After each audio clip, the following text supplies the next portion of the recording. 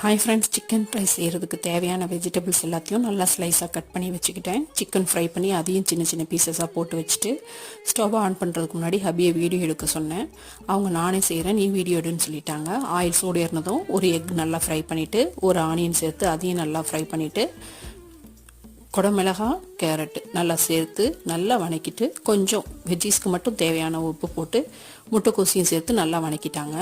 நான் ரைஸ்லேயே உப்பு போட்டு தான் வடிச்சிருக்கேன், அதனால் நாங்கள் வெஜ்ஜீஸ்க்கு மட்டும்தான் உப்பு சேர்த்துருக்கோம். சிக்கன் ஆட் பண்ணிவிட்டு அதோட ரைஸும் ஆட் பண்ணிவிட்டு மிளகாத்தூள், கரம் மசாலா, சிக்கன் மசாலா, மிளகுத்தூள் தேவையான அளவு சேர்த்துக்கணும். சேர்த்துட்டு சோயா சாஸ் கூட சேர்த்துக்கலாம், நாங்கள் சேர்க்கலை.